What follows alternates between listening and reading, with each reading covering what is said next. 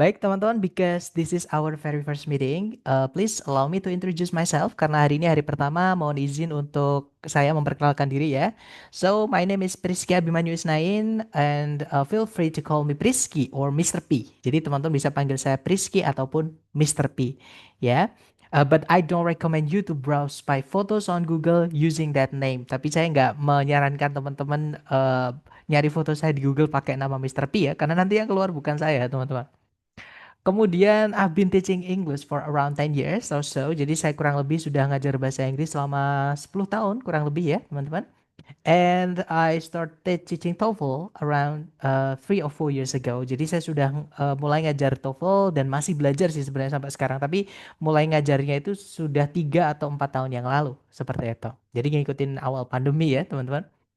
Kemudian what else? Yeah, I think that's all about me. Nothing interesting, right? Jadi itu tadi sedikit perkenalan dengan saya sendiri ya, teman-teman. Nah, selain itu saya ingin memperkenalkan dengan apa yang akan kita pelajari nantinya, ya. Jadi kita nanti akan belajar TOEFL, lebih tepatnya TOEFL ITP. So, what is TOEFL? Jadi TOEFL itu apa sih, teman-teman? Nah, TOEFL stands for Test of English as a Foreign Language. Jadi TOEFL itu kepanjangannya Test of English as a Foreign Language, atau kalau dalam bahasa Indonesia kita bilangnya tes bahasa Inggris sebagai sebuah bahasa asing. Karena seperti yang kita tahu, bahasa Inggris di Indonesia ini hanyalah bahasa asing ya. Jadi bahasa itu secara penggunaannya atau intensitas penggunaan sehari-hari itu dibagi menjadi tiga, teman-teman ya. Yang pertama ada first language atau biasa disebut dengan mother tongue.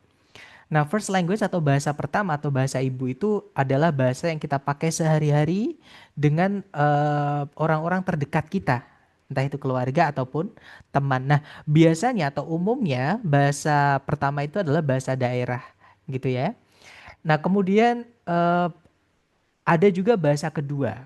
Nah, bahasa kedua itu adalah bahasa pemersatu kita, yaitu bahasa Indonesia. Jadi walaupun teman-teman dari daerah-daerah yang berbeda, ya, tapi maksud saya teman-teman masih bisa memahami yang saya ucapkan karena kita sama-sama menggunakan bahasa Indonesia. Nah, itu bahasa kedua. Selain bahasa pertama ataupun bahasa kedua, jadi selain bahasa daerah sama bahasa Indonesia yang teman-teman bisa atau teman-teman tahu, itu adalah bahasa asing.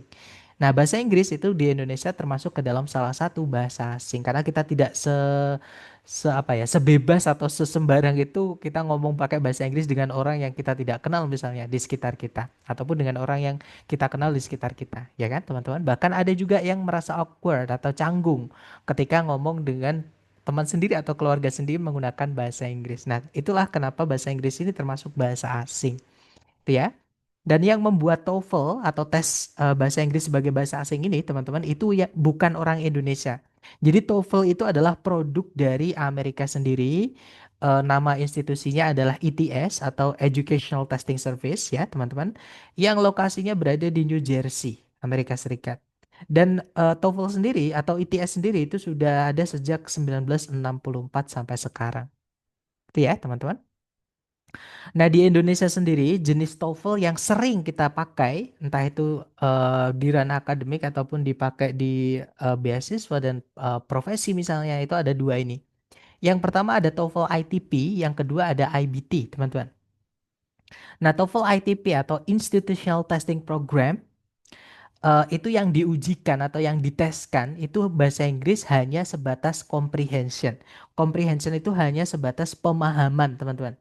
Jadi kalau teman-teman bisa memahami entah itu tulisan atau ucapan dalam bahasa Inggris, nah maka TOEFL ITP teman-teman aman. Dan untuk range-nya atau rentang nilainya ya, teman-teman, itu mulai dari 310 sampai 677. Jadi kalau misalnya teman-teman nggak hadir padahal sudah daftar atau misalnya ketika teman-teman ikut tes tapi katakanlah salah semua misalnya ya teman-teman, itu ada nilainya yaitu 310.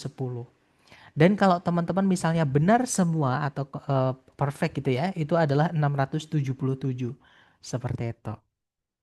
Sedangkan untuk IBT atau Internet Based Test itu mirip dengan IELTS.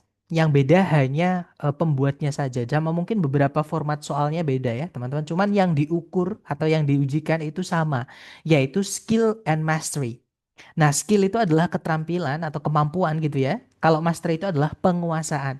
Jadi di IBT ini semua kemampuan bahasa Inggris teman-teman diujikan, termasuk di dalamnya speaking sama writing.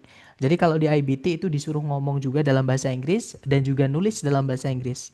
Sedangkan di TOEFL ITP, teman-teman tidak disuruh ngomong, juga tidak disuruh nulis.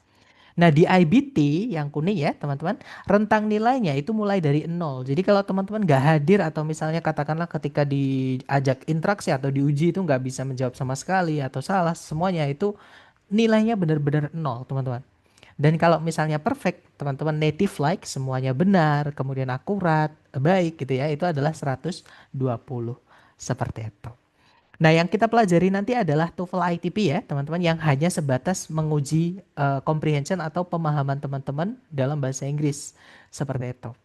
Nah, karena ada strategi cepat atau cara cepat, teman-teman, untuk mengerjakan TOEFL ITP. Nah, di TOEFL ITP nanti, teman-teman akan diujikan tiga section atau tiga bagian. Yang pertama ada listening section dulu. Jadi teman-teman nanti akan diberikan soal-soal setiap ada 50 soal ya, teman-teman yang terbagi menjadi tiga bagian. Setiap soalnya nanti teman-teman akan mendengarkan audio yang mana nanti terus diikuti oleh pertanyaan mengenai eh, apa yang diucapkan seperti itu di audionya gitu ya. Kemudian setelah 50 soal listening selesai, teman-teman akan lanjut ke structure. Nah, structure itu teman-teman diujikan tentang susunan kalimat baku. Ya, jadi dalam bahasa semua bahasa sebenarnya punya tata bahasa atau grammar ya, teman-teman. Nah, di structure ini teman-teman diujikan tata bahasa bakunya atau grammar seperti itu. Dan di structure teman-teman akan diberikan 25 menit yang teman-teman harus gunakan untuk menyelesaikan 40 pertanyaan. Jadi paling lama itu waktu teman-teman adalah 25 menit. Nah, 40 soal nanti akan terbagi menjadi dua jenis ya atau dua bagian, teman-teman. Seperti itu. Dan yang terakhir teman-teman akan berhadapan dengan reading. Di mana di reading nanti teman-teman akan diberikan beberapa teks yang mana nanti setiap bacaan atau setiap teks akan diikuti sekitar 9 sampai 11 soal ya teman-teman mengenai teks tersebut. Nah, soalnya totalnya nanti ada 50. Jadi ada sekitar 5 teks, teman-teman. Karena satu teks diikuti sekitar 9 sampai 11. Umumnya 10 sih, tapi ada juga yang 9, ada juga yang 11. Bahkan saya pernah juga dapat yang satu teks itu hanya 6 soal, teman-teman. Seperti itu. Nah, jadi di reading ini teman-teman akan diberikan waktu 55 menit untuk mengerjakan total soal 50 pertanyaan. Jadi total soal di TOEFL, ITP semuanya ya itu ada 140 soal kalau ditambahin semuanya, teman-teman. Seperti itu. Nah, tentunya nanti kita akan apa ya, pembahasan atau pembelajaran nanti kita akan selesaikan dalam waktu 1 bulan. Jadi hari Sabtu Minggu kita libur. Jadi 1 minggu kita hanya punya waktu 5 hari ya, teman-teman. eh jadi satu bulan itu kita punya 20 meeting yang mana hari ke-20 nanti pun itu akan dipakai oleh lembaga untuk ujian simulasi atau tes. Jadi teman-teman nanti akan dapat fasilitas simulation test atau tes simulasi atau prediksi dari lembaga seperti itu. Nah, jadi hanya punya 19 hari ya, teman-teman. Hari pertama sampai hari ke-10 nanti kita akan fokus ke bagian structure dulu. Dan yang perlu teman-teman pahami adalah structure ini materinya sudah saya urutkan. Ya, jadi kalau nanti teman-teman ada yang ketinggalan satu bab saja, tiba-tiba loncat atau ngikutin bab selanjutnya, saya jamin pasti teman-teman bingung.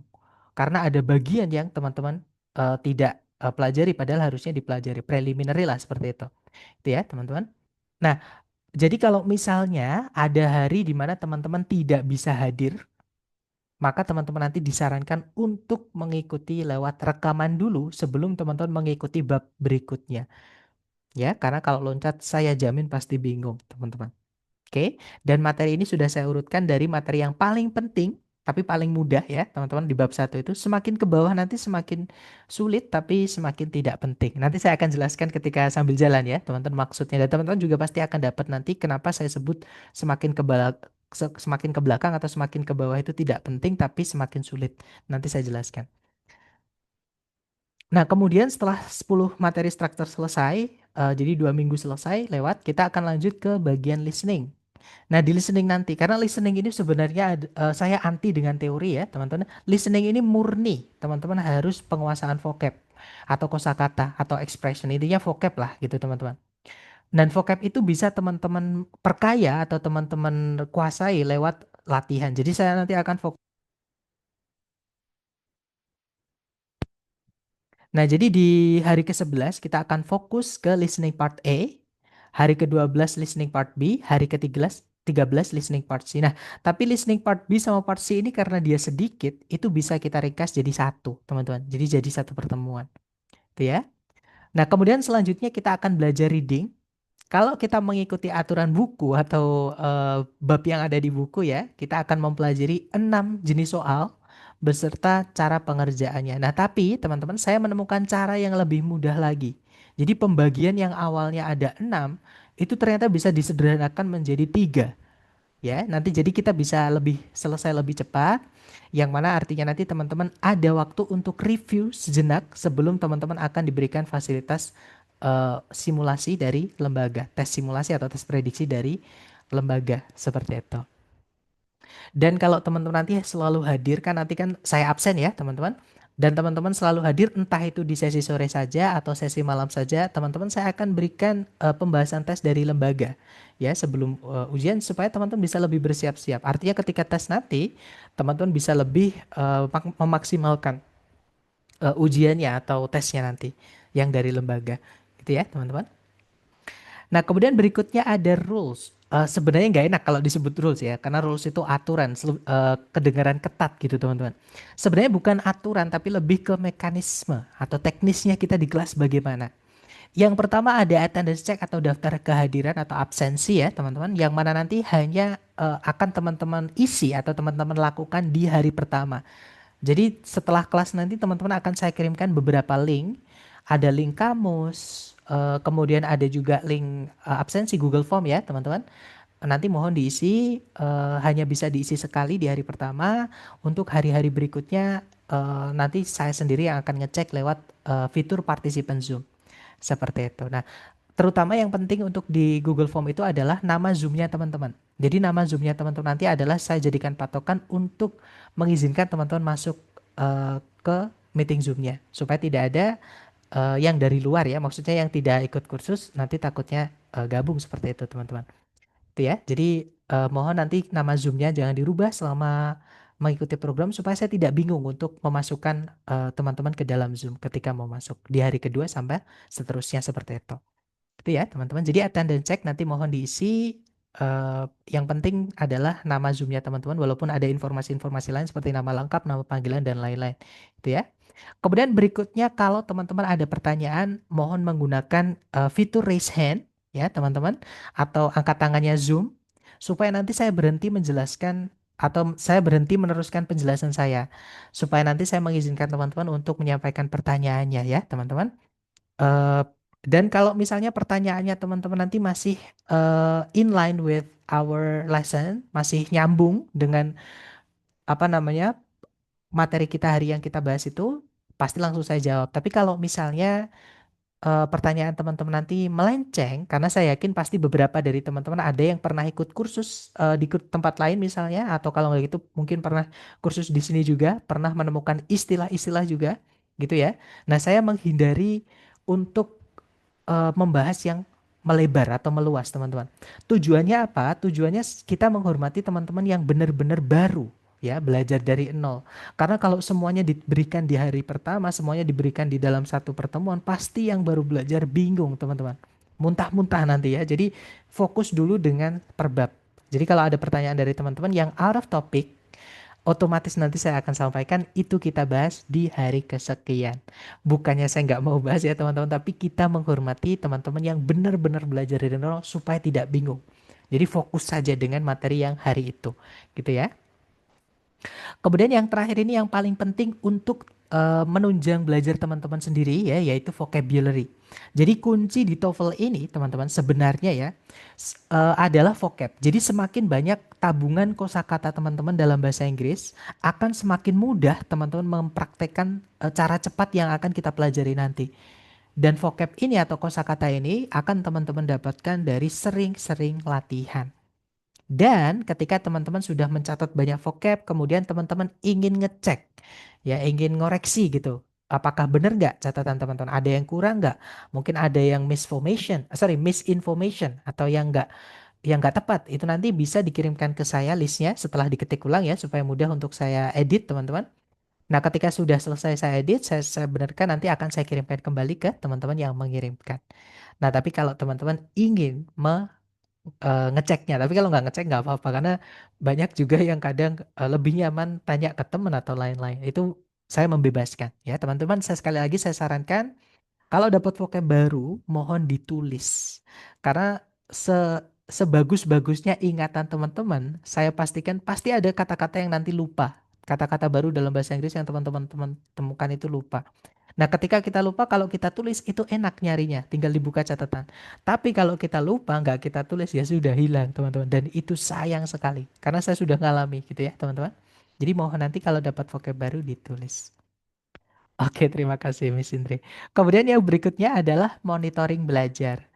Nah, jadi selain kita live class ya, teman-teman, selain latihan-latihan yang kita dapatkan atau saya berikan di kelas live di Zoom seperti ini, tentunya teman-teman nanti saya akan sediakan juga latihan yang sudah saya buat yang nyambung dengan materi-materi yang kita bahas di kelas.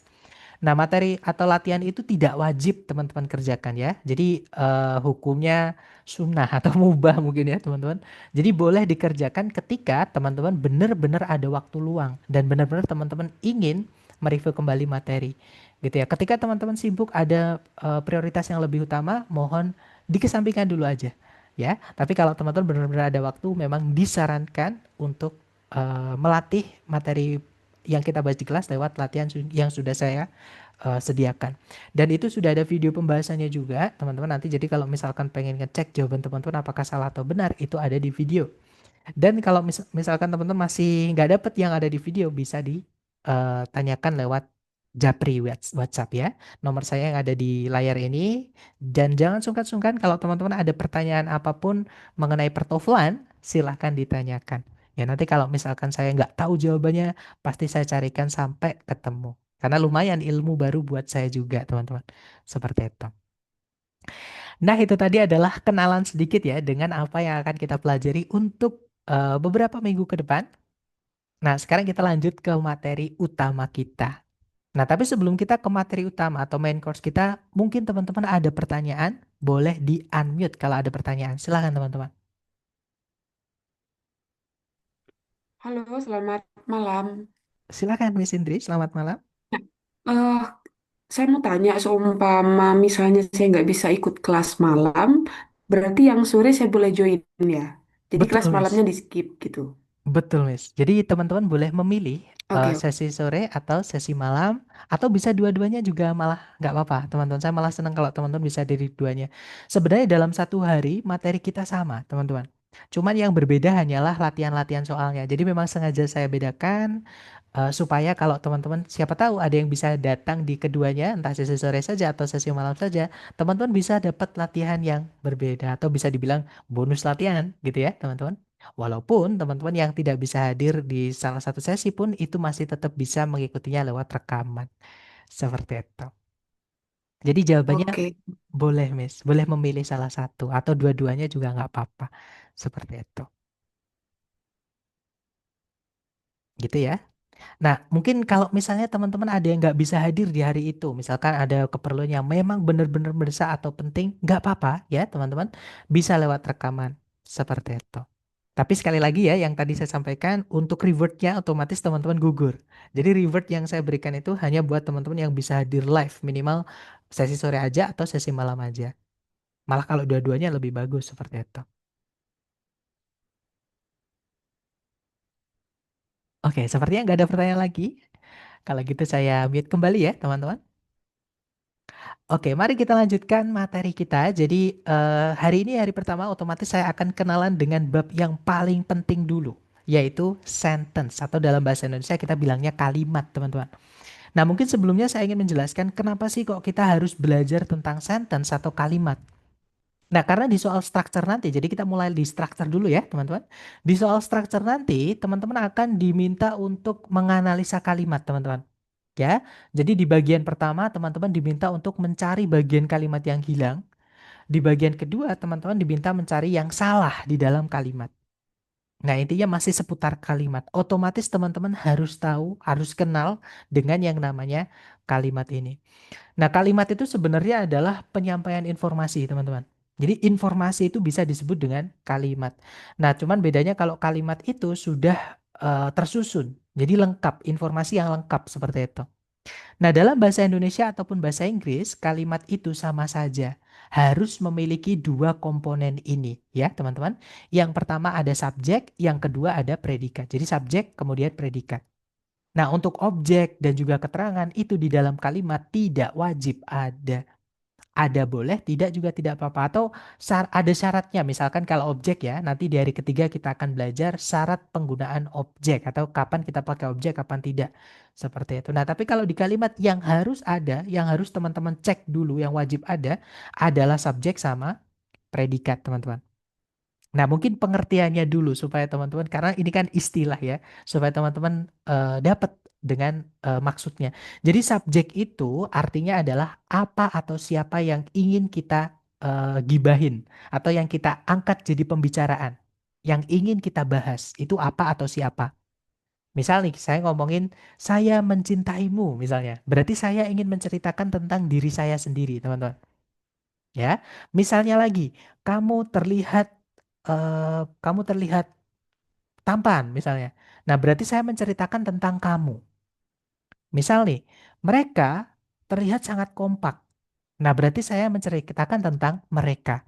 Nah, jadi saya, kamu, mereka itu tadi lah yang disebut dengan subjek dari kalimat, teman-teman. Dan subjek ini biasanya atau umumnya itu diletakkan di paling depan. Gitu ya. Kemudian selain subjek, kalimat juga harus ada predikat setelahnya subjek. Nah, predikat itu pengertiannya adalah apa atau siapa. Sorry, maaf teman-teman, itu tadi subjek ya. Predikat itu ada apa dengan si subjek. Jadi kita nggak mungkin hanya misalnya kita ketemu sama orang nih di jalan misalnya. Kita ketemu sama si Fulan. Terus kita bilang mereka. Nah, tiba-tiba kita bilang mereka ke si Fulan. Pasti si Fulan bingung, ada apa dengan mereka? Atau misalnya kita ketemu dengan Fulan nih. Fulan diem terus kita tiba-tiba bilang saya. Pasti Fulan juga bingung teman-teman ya kan. Ada apa dengan kamu gitu, ada apa dengan saya, harus dilanjutkan gitu. Nah, ada apa dengan si subjek tadi, itulah yang disebut dengan predikat. Oke teman-teman, jadi kalimat minimal harus ada dua ini supaya pesannya bisa ditangkap, informasinya bisa dipahami. Contoh nih, Rita sedang tidur. Rita itu subjek, sedang tidur itu adalah predikat. Nggak ada objeknya nggak apa-apa, teman-teman. Nggak ada keterangan pun juga nggak apa-apa. Tapi kalau cuman subjek saja salah. Cuman sedang tidur saja juga salah. Karena pasti ada pertanyaan nanti. Misalkan kita ketemu si Fulan terus kita bilang sedang tidur. Pasti si Fulan tanya siapa yang dimaksud, siapa yang sedang tidur. Seperti itu. Jadi kalimat harus ada subjek sama predikat. Gitu ya, teman-teman. Nah, sekarang pertanyaannya adalah bagaimana kita bisa mengenali di soal structure TOEFL apakah itu subjek, apakah itu predikat. Nah, jadi ada namanya konsep kelas kata, teman-teman. Jadi semua kata-kata yang ada di dalam bahasa Inggris, misalnya table, misalnya walls, misalnya human, misalnya move, misalnya good, dan lain-lain, itu semuanya adalah pokoknya semua kata dalam bahasa Inggris itu dikelompokkan menjadi 8 kelas kata. Ya, teman-teman, yang mana 8 kelas kata itu dibuat untuk memudahkan kita menggunakannya di dalam kalimat. Jadi kata-kata yang banyak tadi dalam bahasa Inggris eh, supaya mudah dipakai di kalimat atau dicocokkan di kalimat supaya gampang itu dikelompokkan menjadi 8 kelas kata berdasarkan penggunaannya, teman-teman. Gitu ya. Nah, subjek sendiri itu dibuatnya dari kelas kata yang namanya noun. Atau kalau di dalam buku, kalau dalam bahasa Indonesia maksud saya, kita menyebutnya kata benda.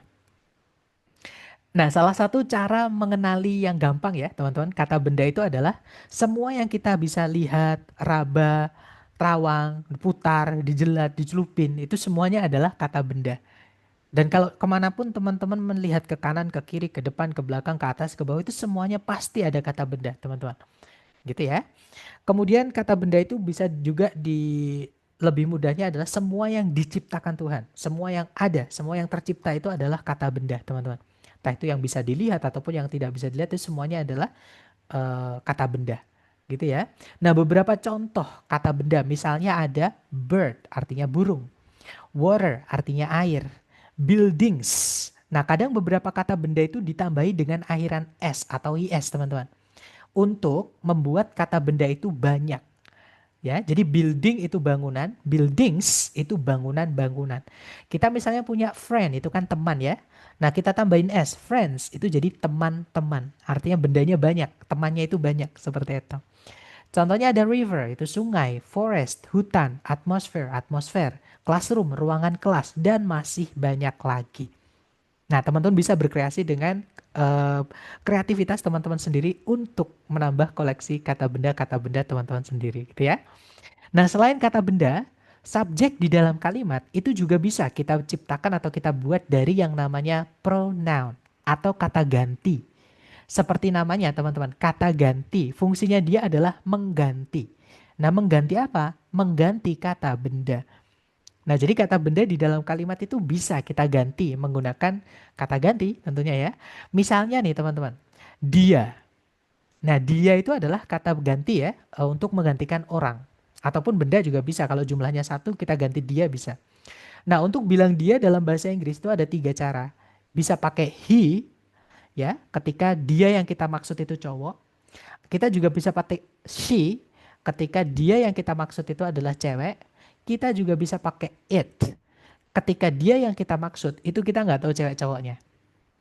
Contoh ya, teman-teman, kita lihat misalnya ada kucing. Nah, misalnya ada kucing jalan ke arah kita. Nah, kita nggak tahu satu kucing itu cewek apa cowok. Karena kucing kan nggak pakai lipstick ya, teman-teman, nggak pakai anting, nggak pakai rok. Nah, kita nggak tahu kucing ini cewek apa cowok. Suaranya kucing pun sama, meong semuanya ya, nggak ada yang, woi, nggak ada yang, woi, gitu. Jadi nggak ada, nggak kita nggak bisa bedain ini kucing cewek apa cowok dari depan. Nah, untuk bilang dia kalau kita nggak tahu cewek cowoknya ya, kita pakainya it ini. Atau misalnya benda yang memang tidak punya cewek cowok, misalnya ballpoint. Kalau jumlahnya cuma satu ya kita pakainya it untuk bilang dia. Gitu ya teman-teman.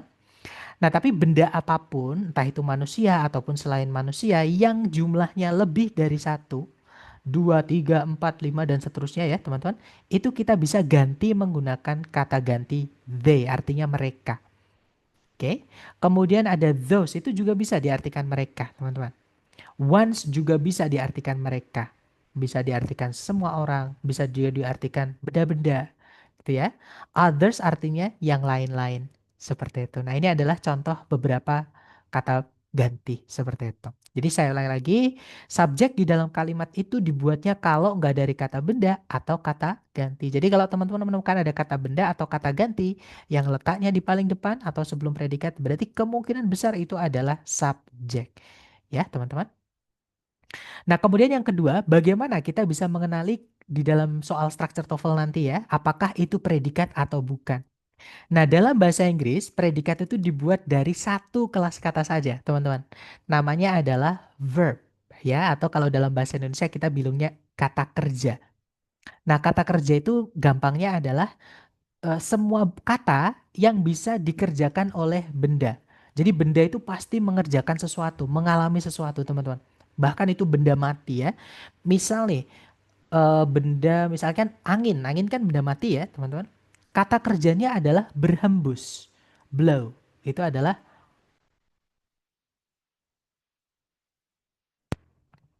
misalnya kata benda mati lagi, misalnya air, water. Itu kan kata benda ya. Kata kerjanya adalah flow, mengalir misalnya. Gitu ya. Jadi semua kata benda pasti punya kata kerja. Jadi yang dikerjakan oleh kata benda atau yang dialami oleh kata kerja itu disebut dengan kata kerja. Nah, beberapa contoh kata kerja ya, teman-teman yang sering keluar di soal structure TOEFL, misalnya ada kata occur. Occur ini punya dua arti ya, teman-teman. Bisa artinya terjadi, bisa artinya ada. Mirip kayak exist. Kalau exist artinya ada. Ya, kata kerja juga exist itu, teman-teman. Kemudian berikutnya ada produce, artinya memproduksi atau menghasilkan. Kemudian beberapa kata kerja itu memiliki tambahan akhiran preposisi ya, teman-teman. Tapi itu dianggap satu kata. Contohnya adalah refer to, terdiri dari, sorry, maksud saya merujuk pada. Misalnya lagi listen to. Jadi listen itu sudah pasti pakai to, teman-teman. Gak bisa misalkan dengarkan saya, listen me itu salah. Ya, dengarkan dia, listen him itu salah. Harusnya bilangnya dengarkan saya, listen to me. Jadi to-nya itu sudah jadi satu sama listen. Dianggap satu kata, gitu ya. Nah, kemudian berikutnya ada consist of. Oke, terdiri dari itu juga satu kata, teman-teman. Kemudian berikutnya ada improve, artinya apa namanya? Meningkatkan atau memperbaiki seperti itu. Nah, itu adalah beberapa contoh kata kerja. Gitu ya. Jadi sekali lagi, kalimat harus punya subjek predikat, cara mengenali subjek kalau menemukan noun atau pronoun di paling depan ya, teman-teman. Kalau cara mengenali predikat kalau ada kata kerja. Nah, tapi teman-teman harus berhati-hati ya, tidak semua bentuk kata kerja di dalam kalimat bahasa Inggris itu bisa menjadi predikat.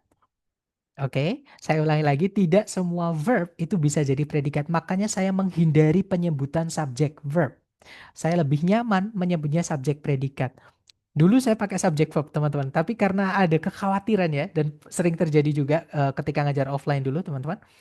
eh, Semua kata kerja yang teman-teman temui di dalam kalimat itu akhirnya dianggap sebagai predikat. Padahal tidak semua, teman-teman. Tidak semua kata kerja yang teman-teman temui dalam bahasa Inggris itu bisa menjadi predikat. Nah, bentuk kata kerja yang teman-teman temui dalam bahasa Inggris itu macam-macam. Ya, ini salah satu bedanya bahasa Inggris sama bahasa Indonesia. Bahasa Indonesia itu bentuk kata kerja cuma satu. Misalnya mau bilang makan ya makan aja, teman-teman. Tapi kalau dalam bahasa Inggris, misalnya makan, verb satunya itu eat. Kata dasarnya lah gitu ya, teman-teman. Verbnya itu eat. Nah, verb 2 atau bentuk lampaunya itu ate. Artinya sama-sama makan, teman-teman. Cuma beda penggunaan ya. Kalau ate itu dipakai di lampau. Kejadiannya lalu. Misalnya biasanya saya makan nasi atau setiap hari saya makan nasi itu pakainya eat ya. Tapi kemarin saya makan batu misalnya. Jadi yesterday itu nggak bisa I eat, teman-teman. Jadi yesterday I ate karena lampau. Seperti itu verb 2. Jadi walaupun artinya sama-sama makan, tapi kejadiannya beda, waktunya, konteks waktunya ya, otomatis kata kerja bentuknya akan berubah. Kemudian ada verb 3. Verb 3-nya eat itu eaten, teman-teman. Kemudian ada verb SES. Verb SES itu verb satu yang ketambahan S atau IS, teman-teman. Jadi verb SES-nya it ya, it's gitu ya. Kemudian ada verb ing, eating. Kemudian ada to verb satu dari it ya, to eat gitu ya, teman-teman. Dan yang terakhir ada bentuk auxiliary yang ketemu dengan verb gandengannya. Nah, misalnya kalau kita pakai do, misalnya ya, teman-teman, maka it itu harus verb satu karena gandengannya auxiliary do itu verb satu, teman-teman. Tapi kalau kita pakai to be, misalnya is, maka it-nya itu harus misalnya eating gitu ya. Is eating itu artinya jadi sedang makan gitu. Seperti itu. Jadi bentuk-bentuk kata kerja dalam bahasa Inggris itu ada beberapa ini ya, yang akan teman-teman temui dalam kalimat. Cuman kenapa saya sampaikan ini? Karena tidak semua bentuk kata kerja yang teman-teman temui dalam bahasa Inggris itu bisa jadi predikat. Nah, sekarang pertanyaannya, bentuk kata kerja apa aja yang predikat dan bentuk kata kerja apa aja yang tidak bisa jadi predikat? Nah, jadi kata kerja yang bisa jadi predikat hanyalah verb satu, verb 2, verb SES, dan juga auxiliary verb, teman-teman. Kalau teman-teman menemukan ada verb 3 yang berdiri sendiri sebelumnya nggak ada auxiliary-nya, kemudian verb ing yang berdiri sendiri sebelumnya nggak ada auxiliary-nya, dan juga to verb satu itu bukan lagi predikat, bukan lagi kata kerja. Ya, jadi walaupun wujudnya kata kerja, eaten, eating, to eat, wujudnya kan kata kerja, teman-teman. Tapi di dalam kalimat mereka bukan lagi predikat, bukan lagi kata kerja. Seperti itu. Gitu ya, makanya berhenti menyebut subjek verb, sebutnya subjek predikat. Supaya tidak bingung perbedaannya verb sama predikat, teman-teman. Oke. Nah, tadi saya menyebutkan auxiliary. Ini kan istilah ya, teman-teman, maka harus saya jelaskan. Nah, jadi auxiliary itu apa? Auxiliary itu pengertiannya adalah kata kerja bantu, teman-teman. Jadi dia sebenarnya juga kata kerja ya, cuman beda dengan kata kerja yang lain. Kata kerja ini hanya bisa membantu. Nah, yang dibantu apa? Yang dibantu juga kata kerja. Jadi kata kerja yang membantu kata kerja lain. Nah, auxiliary sendiri itu ada 4 jenis. Yang pertama dari keluarganya do, yaitu do, kemudian does, kemudian did. Biasa do ini disebut dengan dummy auxiliary, teman-teman. Yang mana kata kerja yang dibantu atau verb setelahnya harus verb satu. Ini bentuk baku ya. Kemudian yang kedua ada keluarganya to be, teman-teman. To be ini lumayan banyak ya. Ada is, kemudian am, kemudian are, kemudian ada kalau lampau kita pakai was, were, kemudian ada juga be, ada juga been, ada juga being. Nah, ini adalah keluarga dari be, teman-teman. Yang mana to be itu hanya bisa diikuti dua jenis kata kerja. Dia bisa diikuti verb ing, caranya kita bilang sedang. Saya sedang makan, I am eating. Saya sedang belajar, I am studying. Dan lain-lain gitu ya. Saya sedang nonton TV, I am watching television. Seperti itu. Jadi to be diikuti verb ing itu caranya bilang sedang. Nah, selain verb ing, to be juga bisa diikuti oleh verb tiga. Nah, tapi ini materi kita nanti hari ketiga. Jadi sabar dulu ya, teman-teman. Intinya to be itu boleh diikuti dua jenis kata kerja, entah itu verb ing atau verb tiga. Kemudian berikutnya kita punya auxiliary have. Nah, yang perlu teman-teman pahami di sini have ini bukan artinya memiliki ya atau mempunyai, bukan. Have di sini artinya adalah sudah atau telah. Nah, have ini keluarganya ada tiga, yaitu have, kemudian has, kemudian had. Nah, untuk verb gandengannya, kalau teman-teman pakai auxiliary have, itu haruslah verb tiga. Ya.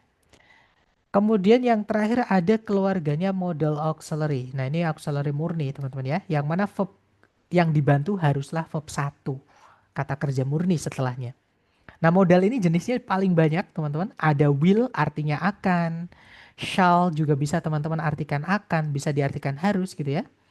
Kemudian ada must, artinya bisa harus, bisa pasti. Kemudian ada can, nah ini can ini artinya paling banyak. Jadi dia artinya bisa boleh, bisa dapat, bisa, mungkin. Apalagi teman-teman? Dapat, mungkin, mampu, banyak artinya ya. Kemudian selain can ada might, artinya mungkin. Ada may, bisa artinya boleh, bisa bisa jadi, bisa mungkin gitu ya. Kemudian yang old, misalnya ada would, kemudian ada should, kemudian ada could. Nah, ini semuanya adalah keluarga modal, teman-teman. Yang mana modal itu sekali lagi harus gandengannya verb satu. Jadi setelahnya pas itu harus verb satu. Gitu ya, teman-teman. Dan sekali lagi ini vocab ya, teman-teman. Jadi do, does, did, is, am, are, was, dan lain-lain ini adalah vocab tabungan kosakata yang mana sekali lagi mohon nanti setelah kelas teman-teman catat di buku catatan teman-teman ya supaya tidak lupa dan tidak mengulang-ulang lagi. Nanti kita udah harusnya move on ke bab yang berikutnya. Nah, teman-teman masih ada yang bertanya misalnya tentang auxiliary lagi. Nah, jadi kan kita mundur lagi. Nggak maju-maju nanti gitu teman-teman ya. Jadi mohon nanti ditulis sambil mengikuti rekaman kelasnya. Seperti itu. Nah, mungkin itu materi kita hari ini ya, teman-teman. Untuk materi paling penting yaitu sentence. Nah, sekarang kita ke contoh soalnya. Jadi kita terapkan yang kita pelajari hari ini ke contoh soal di TOEFL Structure. Di sini saya punya tiga contoh soal, teman-teman. Contoh soal pertama seperti ini. Ya, jadi teman-teman nanti akan diberikan ada soal, ada bagian yang hilang. Teman-teman disuruh milih salah satu di pilihan A, B, C, D yang mana yang bisa dimasukkan ke dalam titik-titik supaya kalimat utuhnya nanti lengkap. Jadi kalimat yang efektif, efisien, tidak pemborosan, tidak ada yang hilang dan lain-lain, teman-teman. Itu ya, lengkap intinya gitu. Nah, cara yang paling gampang untuk teman-teman lakukan pertama kali adalah dicari predikat.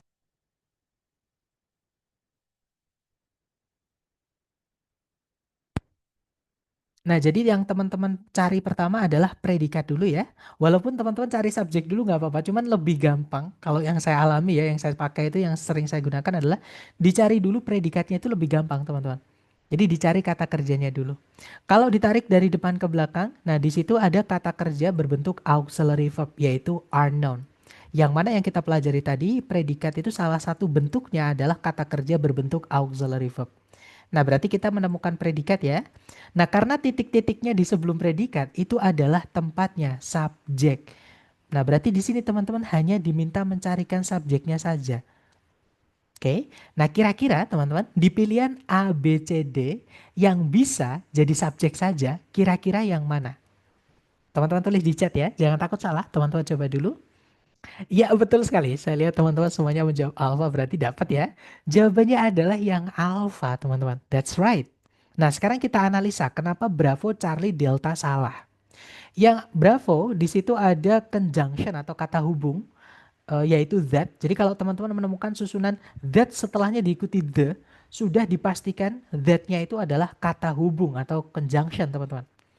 Nah, conjunction kenapa tidak boleh atau yang bikin dia salah? Jadi conjunction itu hanya dibutuhkan atau hanya boleh muncul di dalam kalimat ketika subjek predikatnya itu lebih dari satu, teman-teman. Kalau subjeknya cuma satu, predikatnya cuma satu, kita tidak boleh memasukkan conjunction. Gitu ya. Jadi yang Bravo salahnya di situ. Kalau yang Charlie di situ ada predikat lagi yaitu is. Ya kan? Sedangkan di soal sudah ada predikat. Nanti predikatnya double atau redundancy, pemborosan, teman-teman. Jadi yang Charlie salahnya di situ. Kalau yang Delta di situ ada 5W1H. Kalau di soal structure TOEFL nanti teman-teman menemukan kata-kata yang tergolong dalam 5W1H atau kata tanya ya. Jangan anggap itu sebagai kata tanya, teman-teman. Tapi anggap itu sebagai conjunction. Nah, sekali lagi kita tidak membutuhkan conjunction kalau subjek predikat di kalimatnya nanti cuma satu, ya. Dan conjunction kita akan pelajari besok, teman-teman. Untuk sekarang yang perlu teman-teman ketahui adalah conjunction tidak dibutuhkan ketika subjek predikat di kalimat cuma ada satu. Karena nanti tidak selesai artinya atau pesannya kalau dimasukkan conjunction tapi subjek predikatnya cuma satu, gitu ya, teman-teman. Nah, jadi jawabannya yang alpha nanti kalau dibaca shrikes are known to impale their prey on thorns. Jadi kalau diartikan burung ini, burung condet kalau saya nggak salah ya, diketahui akan menancapkan mangsa mereka atau buruan mereka pada duri-duri pohon. Seperti itu. Ya, betul. Jawabannya adalah yang alpha. Itu contoh pertama, teman-teman. Contoh kedua, caranya sama. Teman-teman cari dulu kata kerja yang bisa jadi predikat di soal. Ada nggak? Kalau ditarik dari depan ke belakang, nah kita tidak menemukan sama sekali kata kerja yang bisa jadi predikat. Artinya di sini kita harus carikan kata kerja yang bisa jadi predikat. Nah, selain predikat, kita juga harus cari subjek. Ada nggak di sebelumnya titik-titik subjeknya? Ternyata di situ ada, teman-teman. Magnetotaktik bakteri itu kan kata benda lepas ya. Hanya ditambahi kata sifat saja, hanya penjelasnya kata sifat saja. Jadi dia menjadi subjek karena letaknya di sebelumnya predikat nanti. Artinya di sini kita hanya kehilangan predikat saja. Dan saya lihat teman-teman di chat ternyata sudah ada yang menjawab, yaitu Charlie. Betul sekali teman-teman.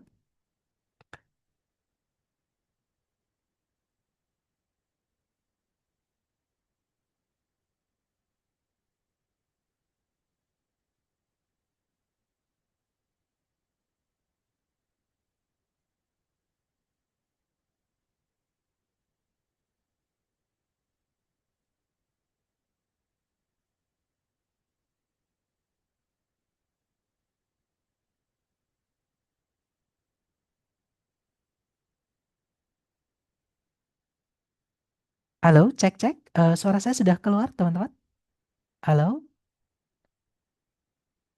Oke, mohon maaf ya teman-teman. Tadi ada kendala di mic saya atau di koneksi saya nggak tahu. Tapi mari kita ulang. Jadi saya ulangi lagi ya. Jadi yang alfa salah karena ada subjek lagi ya teman-teman berupa kata ganti. Mohon maaf. Kalau yang bravo itu nggak ada sama sekali kata kerja. Sedangkan kita tadi butuhnya predikat. Predikat hanya bisa dibuat dari kata kerja kalau dalam bahasa Inggris. Jadi yang bravo nggak bisa karena nggak ada kata kerjanya. Malah ketambahan conjunction sama subjek lagi. Jadi yang bravo nggak bisa teman-teman. Kalau yang delta sama itu kata ganti, nggak ada kata kerjanya. Kita butuhnya kan tadi kata kerja yang bisa jadi predikat. Ya, jadi jawabannya adalah yang Charlie di sini berbentuk auxiliary verb, teman-teman. Oke, to be diikuti oleh verb 3.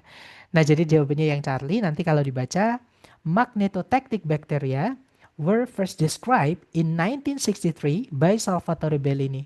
Jadi bakteri-bakteri jenis magnetotaktik pertama kali diperkenalkan atau dideskripsikan pada tahun 1963 oleh Salvatore Bellini. Seperti itu. Nah, kemudian ini contoh terakhir, teman-teman. Caranya sama, teman-teman cari dulu ya kata kerja yang bisa jadi predikat. Jadi kalau ditarik dari depan ke belakang, sama sekali tidak ada kata kerja di soal. Nah, karena kalimat butuh kata kerja sebagai predikat, maka teman-teman harus carikan predikat di titik-titik. Dan karena titik-titiknya di depan sendiri, sebelumnya predikat kan harus ada subjeknya ya, teman-teman. Otomatis di situ kita juga kehilangan subjek. Jadi teman-teman cari di pilihan A, B, C, D yang susunannya subjek dulu, kemudian diikuti predikat saja. Nah, kira-kira yang mana, teman-teman? Subjek sama predikat saja di pilihan A, B, C, D. Jangan takut salah, nggak apa-apa nanti kita bahas bersama ya. Nah, ada yang menjawab Charlie, ada yang menjawab Alpha, ada yang menjawab Delta. Oke, kita cek dulu yang Charlie tadi ya, yang paling atas. Nah, yang Charlie di situ ada subjek berupa coconut with briquettes, teman-teman. Ya. Kemudian predikatnya adalah reduce. Cuman di sini tidak bisa ya karena ada that itu conjunction atau kata hubung. Sekali lagi, conjunction atau kata hubung tidak dibutuhkan di dalam kalimat ketika subjek dan predikat cuman ada satu, teman-teman. Gitu ya. Kemudian tadi saya melihat ada yang menjawab eh, Alpha juga setelah Charlie. Kita cek yang Alpha ya, teman-teman. Di situ ada subjek coconut waste briquettes. Nah, cuman tidak ada predikat. Yang Alpha nggak bisa, teman-teman. Kalimat itu selain subjek, dia juga harus punya predikat. Jadi yang Alpha nggak bisa karena kehilangan predikat. Ya. Kemudian tadi ada yang menjawab delta. Oke, kita cek. Yang delta di situ ada subjek yaitu coconut waste briquettes ya. Predikatnya adalah reduce. Nah, kemungkinan jawabannya yang delta. Saya cek dulu apakah ada yang menjawab Bravo. Ternyata nggak ada. Tapi nggak apa, kita cek apakah Bravo benar atau salah ya. Yang Bravo di situ ada subjek coconut with briquettes, teman-teman. Nah, di sini nggak ada predikatnya. Ada dua kesalahan ya di sini. Udah nggak ada predikatnya, malah ketambahan conjunction. Jadi yang Bravo double salahnya. Ya, jadi jawabannya benar adalah yang delta tadi. Betul sekali, teman-teman ya. Jadi jawabannya adalah yang delta. Nanti kalau dibaca, coconut with briquettes reduce deforestation across the globe. Nah, jadi briquette limbah kelapa mengurangi penggundulan hutan di seluruh bumi atau di seluruh dunia. Kalau diartikan seperti itu. Gitu ya, teman-teman. Nah, sebelum kita ke latihan soal buat teman-teman nih, mungkin ada yang pengen teman-teman tanyakan dulu, boleh di unmute. Silahkan teman-teman kalau ada pertanyaan ya. Silahkan Miss Skillnya, boleh di unmute Miss Skillnya. Ya, apakah suara saya sudah terdengar? Sangat jelas, Miss. Ya, saya mau tanya yang di tadi kan penjelasannya eh, sentence itu ada subjek sama predikat. Nah, di predikat itu kan salah satunya kayak ada yang digabung gitu ya, kayak refers to, terus misalnya listen listen to.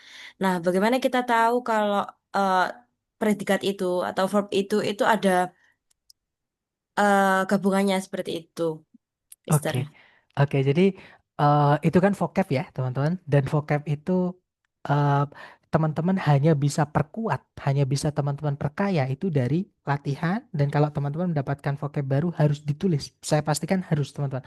Untung-untung bisa teman-teman gunakan, praktekkan. Entah itu di status, misalkan kalau teman-teman nggak ada partner berbahasa Inggris ya, atau kalau ada teman itu malah lebih enak. Gitu ya. Saya dari dulu sebenarnya ada rencana pengen bikin grup teman-teman. Jadi kayak aktif belajar bahasa Inggris, voice note di grup tersebut kita berbahasa Inggris seperti itu salah nggak apa-apa. Nanti di situ kita belajar bareng seperti.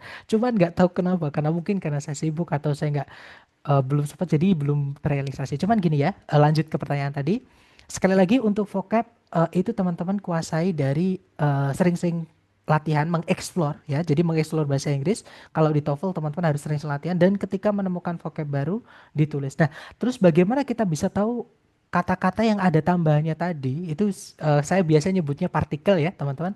Walaupun preposisi yang nempel dengan kata kerja itu ada dua, memang ada dua jenis. Ada yang partikel, ada yang memang preposisi. Tapi itu nama nggak penting ya, teman-teman. Intinya adalah bagaimana kita bisa mengenalinya. Cara mengenalinya adalah dengan cara mengartikannya, teman-teman. Jadi kalau misalkan tambahan-tambahan to dan lain-lain itu dia dianggap jadi satu kesatuan atau nggak ada artinya misalnya ya. Consist of itu kan kalau diartikan kata per kata kan sebenarnya terdiri dari ya, teman-teman. Nah, dari kan sebenarnya from. Kok dia pakainya of? Nah, biasanya seperti itu. Jadi ada yang kadang melenceng-melenceng gitu dan dia nempel dengan kata kerja. Itu salah satunya. Atau kalau nggak gitu memang tidak diartikan. Bukan tidak punya arti ya, tapi tidak diartikan. Contohnya listen to tadi, teman-teman. Itu to-nya nggak punya arti. Listen to itu dengarkan saya.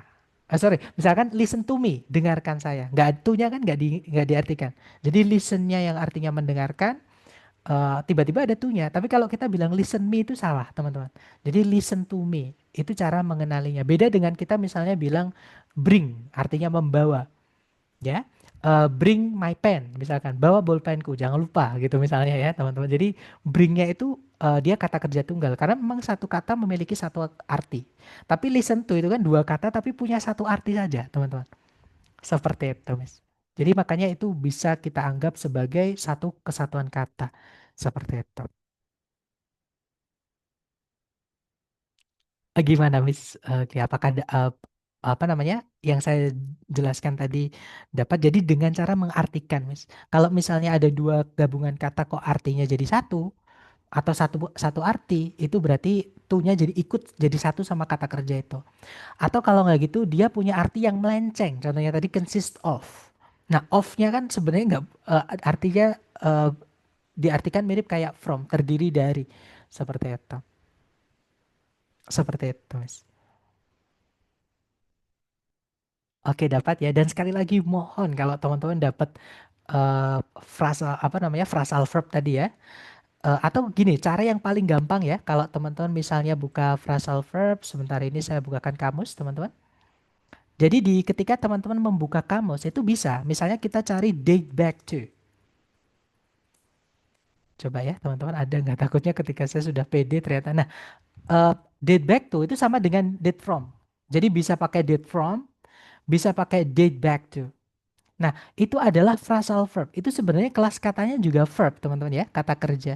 Cuman dia ketambahan kata seperti ini. Back to, ketambahan dengan from, ya. Nah, tapi artinya nanti satu, teman-teman. Jadi date from, date back to itu artinya sudah ada sejak, gitu ya, atau berawal dari. Misalkan kalau diartikan, tapi lebih enak diartikan sudah ada sejak, gitu. Gitu ya. Nah, itu yang saya sebut dengan phrasal verb. Jadi itu setelahnya itu ada tambahan tapi dianggap satu kata. Seperti itu teman-teman. Dan ini sering ya date from itu atau date back tuh keluar di soal struktur TOEFL. Nah, mungkin ada pertanyaan lagi dari teman-teman, silakan.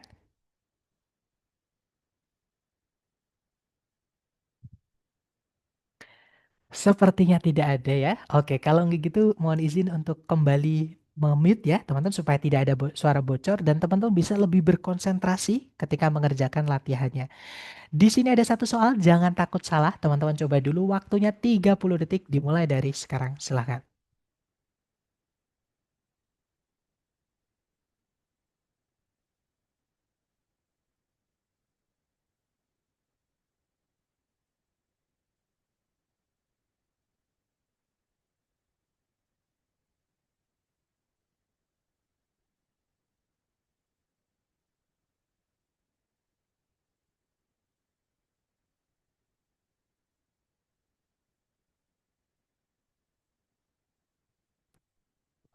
Oke, waktunya sudah habis teman-teman. Silahkan jawabannya boleh dikirim di chat ya.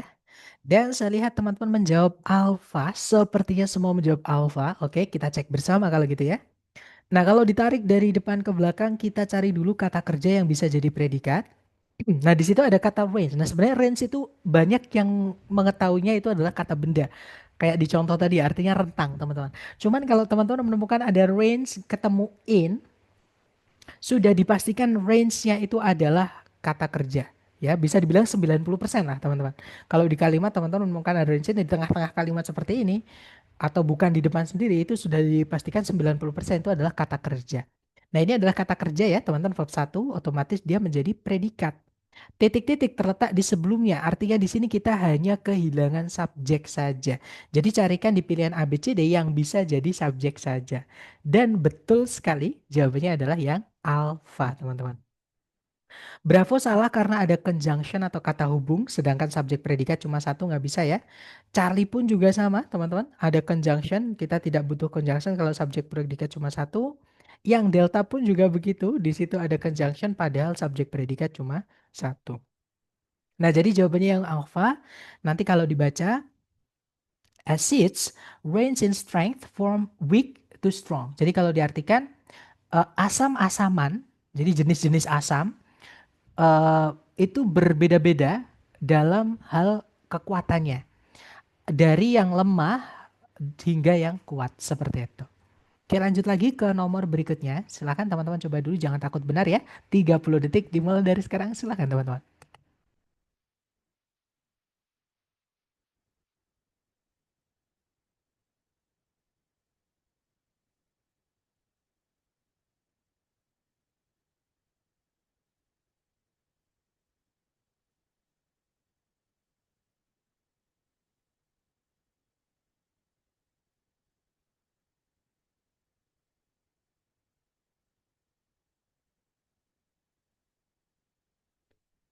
Oke, waktunya sudah habis dan saya lihat teman-teman menjawab sepertinya semua menjawab alfa. Mari kita cek bersama teman-teman. Dicari dulu kata kerja sebagai predikat. Kalau ditarik dari depan ke belakang. Nah, di situ tidak ada kata kerja yang bisa jadi predikat. Artinya di sini kita membutuhkan predikat. Nah, karena titik-titik di paling depan kalimat atau di awal kalimat, sedangkan sebelumnya predikat kan harus ada subjek ya, teman-teman. Artinya di sini kita juga kehilangan subjek. Berarti teman-teman carikan di pilihan A, B, C, D yang ada subjek dan predikat. Nah, kebetulan di pilihan A, B, C, D yang ada predikatnya cuma satu, yaitu yang alfa, teman-teman. Jadi jawabannya yang alfa, betul sekali ya. Nanti kalau dibaca, there are two principal types of memory, short term and long term. Jadi ada dua jenis utama dari ingatan, yaitu jangka pendek dan jangka panjang. Seperti itu. Lanjut ke nomor berikutnya. Silahkan teman-teman coba dulu 30 detik maksud saya dimulai dari sekarang, silahkan.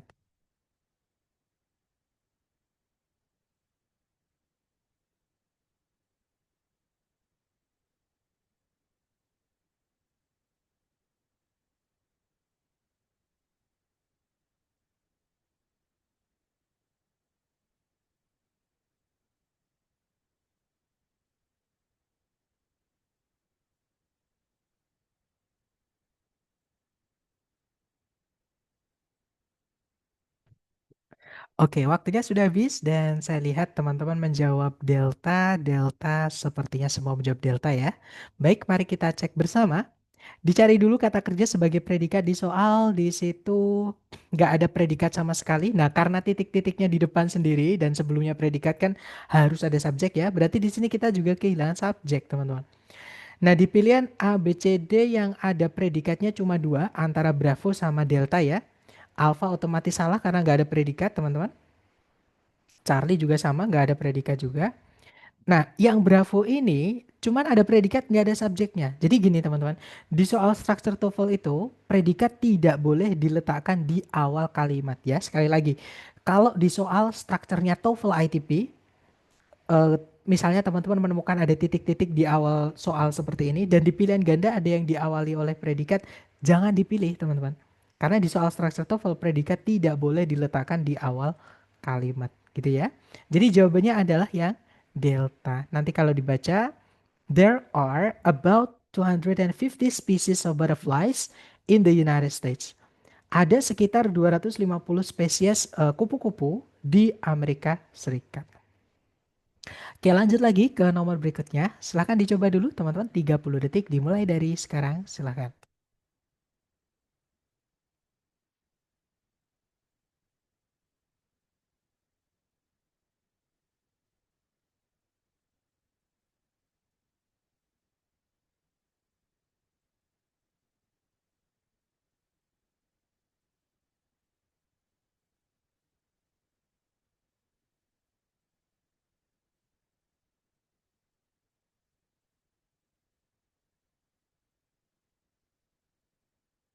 Oke, waktunya sudah habis ya. Dan saya lihat teman-teman ada yang menjawab Delta, ada yang menjawab Bravo. Mari kita cek bareng.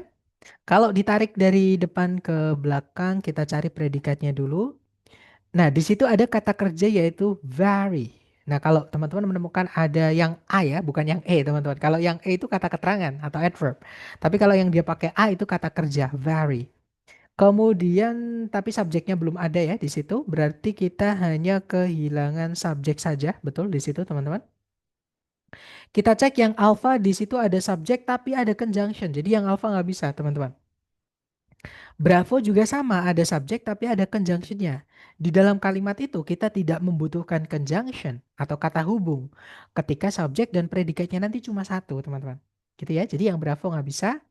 Kalau yang Charlie sama juga, di situ ada conjunction ya. Kita tidak membutuhkan conjunction dan ini urutannya juga gak jelas teman-teman karena ada dua kata benda, sorry, ada kata benda, ada kata ganti. Nanti kita punya dua subjek jadinya. Tapi predikat cuma satu, ketambahan conjunction nggak bisa. Kalau yang nah jawabannya adalah yang delta ya.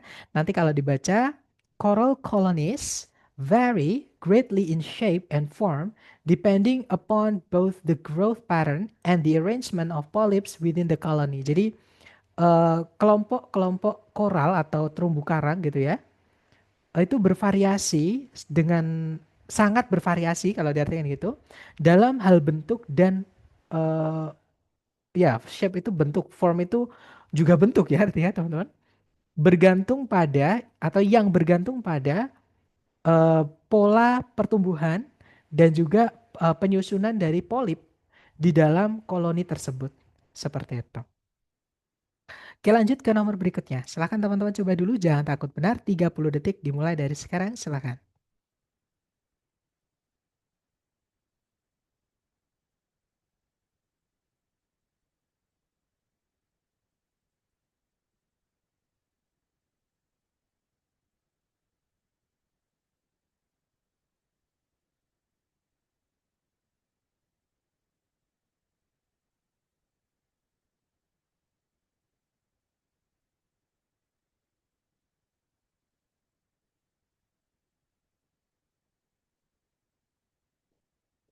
Oke, waktunya sudah habis ya teman-teman.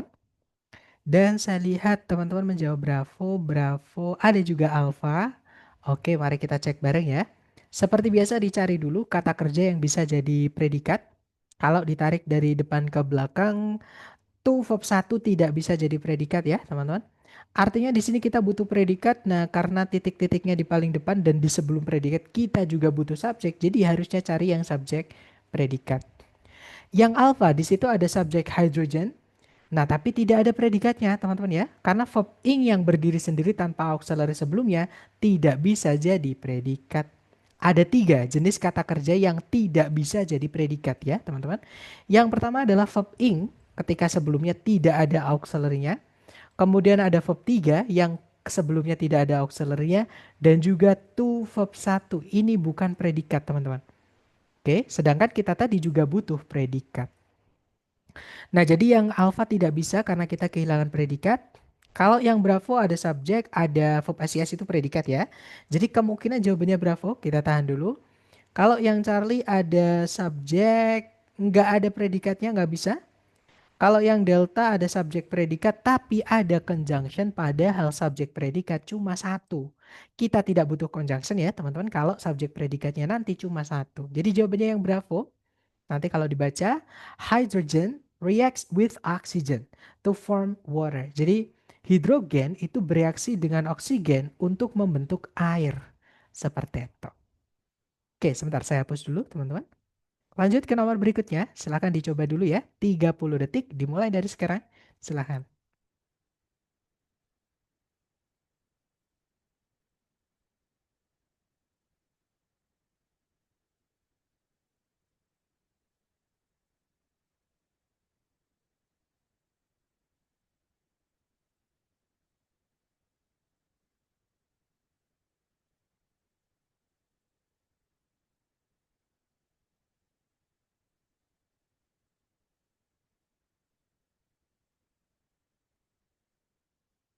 Oke, waktunya habis teman-teman. Dan saya lihat ada yang menjawab bravo. Bravo sepertinya semuanya teman-teman menjawab bravo ya. Oke, kita cek bareng teman-teman. Dicari dulu kata kerja sebagai predikat di situ. Nah, sama sekali tidak ada kata kerja ya. Berarti kita harus carikan kata kerja yang bisa jadi predikat. Subjeknya itu di depan sudah ada yaitu the growth. Ada TH-nya ya, teman-teman, itu kata benda. Nah, berarti kita hanya membutuhkan predikat saja. Kita cek yang alpha ada subjek lagi, nggak bisa ya. Kalau yang bravo, nah di sini ada auxiliary verb. Kemungkinan jawabannya yang bravo. Kita tahan dulu. Yang Charlie verb ing. Nah, being itu verb ing ya, teman-teman. Nggak bisa jadi predikat ketika sebelumnya tidak ada auxiliary-nya. Jadi yang Charlie nggak bisa. Yang delta juga sama. To verb satu itu tidak bisa jadi predikat. Jadi jawabannya yang bravo. Nanti kalau dibaca, the growth of artificial intelligence was influenced strongly by the availability of big data. Jadi pertumbuhan dari kecerdasan buatan dipengaruhi atau sangat dipengaruhi oleh ketersediaan data yang besar atau yang banyak seperti itu. Oke, good job. Lanjut ke nomor berikutnya, teman-teman. 30 detik dimulai dari sekarang. Silakan.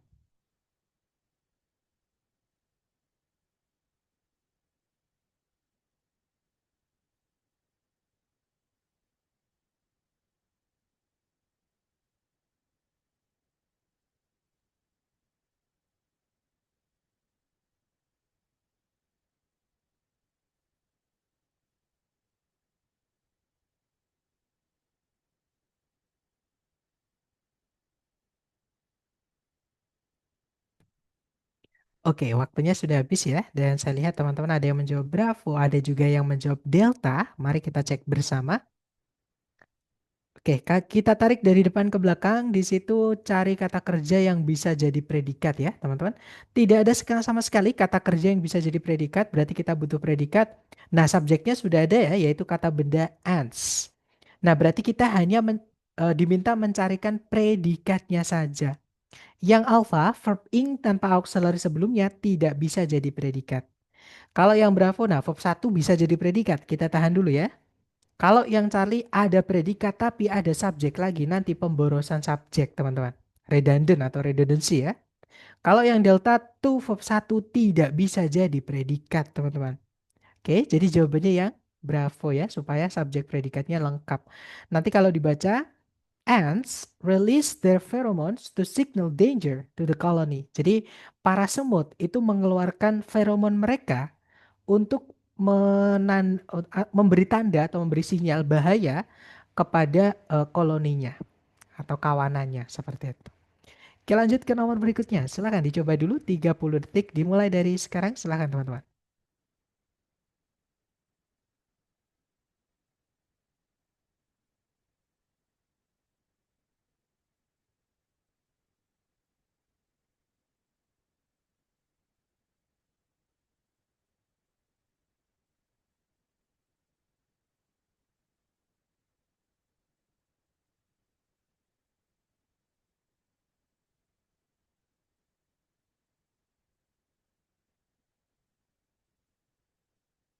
Oke, waktunya habis ya teman-teman. Dan saya lihat teman-teman menjawab Delta, Delta, ada juga Charlie. Oke, mari kita cek bareng. Kalau ditarik dari depan ke belakang, cari kata kerja yang bisa jadi predikat. Di situ, nah ternyata nggak ada kata kerja yang bisa jadi predikat ya. Berarti di sini kita harus carikan predikat teman-teman. Nah, subjeknya sudah ada di situ yaitu the visible light spectrum's colors. Nah, jadi kita di sini hanya membutuhkan predikat saja. Oke. Yang alpha tidak bisa karena ada conjunction. Kita hanya butuh predikat saja ya. Kalau yang bravo tidak bisa karena ada subjek lagi. Kita hanya butuh predikat saja. Kalau yang Charlie verb ing sebelumnya nggak ada auxiliary-nya tidak bisa jadi predikat. Delta, nah jawabannya adalah yang delta teman-teman. Itu berbentuk auxiliary verb.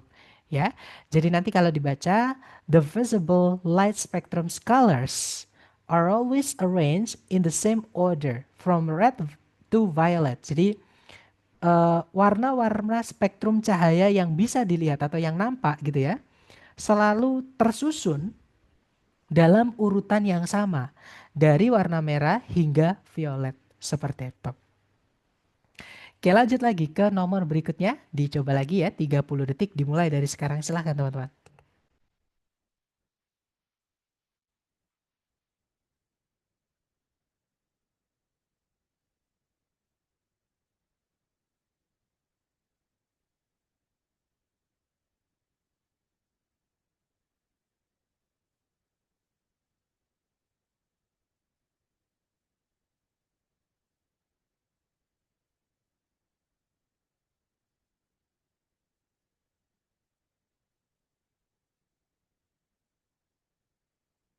Oke, waktunya habis ya teman-teman. Dan saya lihat teman-teman menjawab alfa, alfa, alfa. Sepertinya semua menjawab alfa. Oke, kita cek bareng.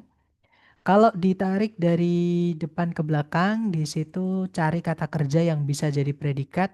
Sama sekali tidak ada kata kerja ya teman-teman sebagai predikat. Nah, subjek predikat itu tidak boleh dipisah satu koma, teman-teman. Tapi kalau misalnya lebih dari satu, misalnya dua, tiga, empat, bahkan 1.000 pun itu nggak apa-apa. Yang nggak boleh hanya satu koma, ya. Nah, berarti itu subjeknya di depan sendiri itu ya, yaitu the redwood tree, pohon redwood. Artinya kita di sini sudah punya subjek tapi belum punya predikat. Jadi carikan A, B, C, D yang predikat saja.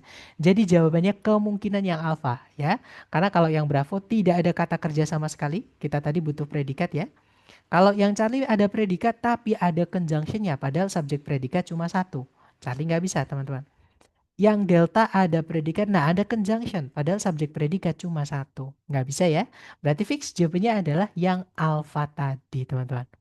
Nah, nanti kalau dibaca, the redwood tree native to California is the tallest tree in the world. Jadi, pohon redwood yang asli dari California, yang berasal dari California, merupakan pohon tertinggi di dunia. Seperti itu. Oke, lanjut lagi ke nomor berikutnya. Silahkan dicoba terakhir, teman-teman. 30 detik dimulai dari sekarang. Silahkan.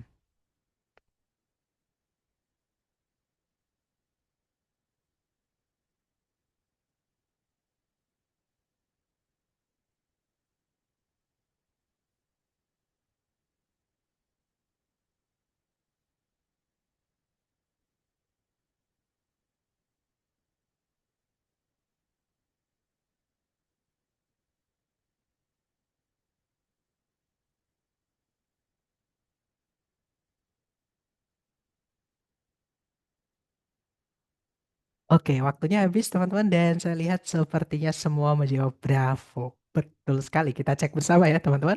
Dicari dulu kata kerja sebagai predikat, di situ ada is known dan sebelumnya itu memang ada kata benda ya teman-teman, yaitu life and living organisms. Tapi hati-hati, kalau ada kata benda di sebelumnya predikat, teman-teman harus cek dulu sebelumnya itu ada preposisinya tidak. Karena kalau ada preposisinya seperti ini, contohnya kata of itu kan kalau teman-teman cek di kamus, itu kelas katanya preposisi teman-teman. Nah, preposisi itu fungsinya merubah kata setelahnya menjadi keterangan atau adverb.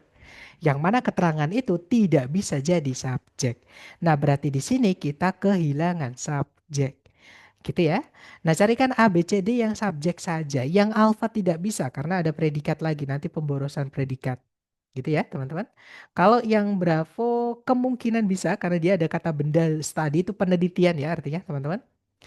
Kalau yang Charlie itu verb 1 tidak bisa jadi subjek, teman-teman. Kalau yang delta ada conjunction padahal subjek predikat cuma satu, nggak bisa. Jadi jawabannya yang Bravo tadi ya, yang benar. Nanti kalau dibaca, the scientific study of life and living organisms is known as biology. Jadi kalau diartikan, penelitian ilmiah mengenai kehidupan dan juga makhluk-makhluk hidup dikenal sebagai biologi.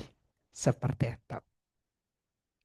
Nah, itu tadi adalah materi tentang subjek predikat ya, yang mana teman-teman nanti pasti akan pakai cara hari ini ke materi berikut-berikutnya. Atau ketika teman-teman menemukan soal struktur TOEFL, disuruh menganalisa kalimat, pasti teman-teman harus cari dulu subjek predikatnya ada atau tidak kelengkapannya. Seperti itu. Nah, mungkin sebelum kita akhiri nih, adakah yang pengen teman-teman tanyakan boleh di-unmute, teman-teman. Silakan kalau ada pertanyaan.